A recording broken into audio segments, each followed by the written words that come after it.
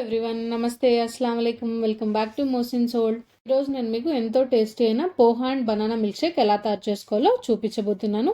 Step by step as it is మీరు కూడా follow అయిపోండి. ఎంతో టేస్టీ అయిన పోహా మిల్క్ షేక్ మీరు కూడా తాగొచ్చు. వీటికి కావాల్సిన పదార్థాలు వచ్చేసి కొన్ని జీడిపప్పు, బాదం పప్పు, 3 table spoon Horlicks powder, 4 table spoon పంచదార, 1 గ్లాస్ పాలండి, కాచి చల్లార్చిన పాలు, 1 కప్పు వేయించిన అటుకులండి. మీడియం ఫ్లేమ్ పైన కొంచెం దోరగా ఇలా కలర్ చేంజ్ అయ్యేలాగా ఫ్రై చేసి అయితే పక్కకు పెట్టుకోవాలి.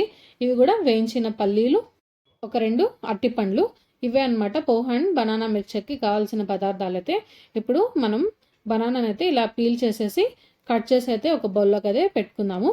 ఇక్కడ నేను చూపించిన విధంగా సన్నగా ఇలా స్లైసెస్ లాగా అయితే కట్ చేసుకొని ఒక బౌల్లోకి పెట్టుకోండి. ఇప్పుడు ఒక మిక్సీ జార్ అయితే తీసుకొని మనం ముందుగా వేయించి పెట్టుకున్న పల్లీలను అయితే పౌడర్ లాగా అయితే చేసుకుందామండి. మరీ ఫైన్ పౌడర్గా కాకుండా కొంచెం ఇలా పలుకుల్లాగా పౌడర్ అయితే చేసి పక్కకైతే పెట్టుకోండి.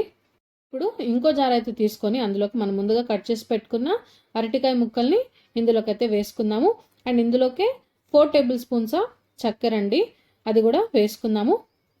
1 గ్లాస్ పాలండి, ఇది 200 ml అయితే ఉంది, వేడి చేసి చల్లార్చిన పాలు, ఇవి కూడా వేసుకుందాము. అండ్ ఇందులోకి 2 టేబుల్ స్పూన్ల వేయించి పెట్టుకున్న అటుకుల్ని కూడా వేసుకుందాము. ఇవన్నీ కూడా కలిపి మనము ఫైన్గా మిక్సీకి అయితే పట్టుకుందాము. బనానా మిల్క్ షేక్ని అప్పటికప్పుడు తాగాలనుకున్న వాళ్ళు మాత్రము నీళ్లు వేసుకోకుండా మిక్సీ పట్టుకోండి. లేదు కొంచెం ఫ్రిడ్జ్లో పెట్టుకొని చల్లగా అయిన తర్వాత తాగాలి అనుకున్న వాళ్ళు మాత్రము నీళ్లు వేసుకొని మిక్సీ పట్టుకోండి. లేదంటే చిక్కగా అయిపోతుంది మిల్క్ షేక్ అనేది.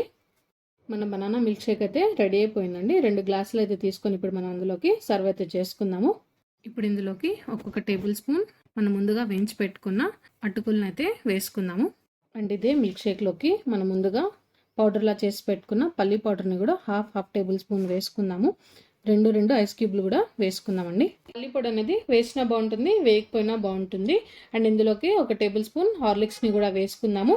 అండ్ చివరిగా కట్ చేసి పెట్టుకున్న జీడిపప్పు బాదంతో సర్వ్ చేసుకున్నాం అనుకోండి, ఎంతో టేస్టీ అయిన ఎమ్మి బనానా పోహా మిల్క్ షేక్ అనేది తయారైపోయింది.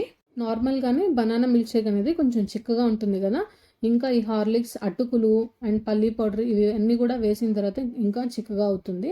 సో అలా కాకుండా మీరు గ్రైండ్ చేసుకునేటప్పుడే కొంచెం నీళ్ళు అనేది వేసుకొని గ్రైండ్ చేసుకున్నారనుకోండి, మిల్క్ షేక్ కొంచెం పల్చగా ఉంటుంది. అండ్ ఇవి వేసుకున్న తర్వాత అన్నీ కూడా బ్యాలెన్సింగ్గా ఉంటుందన్నమాట. సో చూసారు కదా వీడియోనైతే.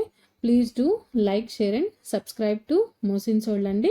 Thank you for watching. Video మొత్తం అయితే చూడండి. కొత్త సబ్స్క్రైబర్స్ ఎవరైనా కూడా న్యూ సబ్స్క్రైబర్ అని కామెంట్ చేయండి, నేను మీతో ఇంటరాక్ట్ అవ్వడానికి వీలుగా ఉంటుంది.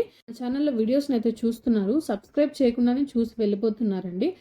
సబ్స్క్రైబ్ చేయండి, వీలైతే లైక్ చేయండి, షేర్ చేయండి. మరొక మంచి రెసిపీతో మళ్ళీ కలుద్దాము. Thank you.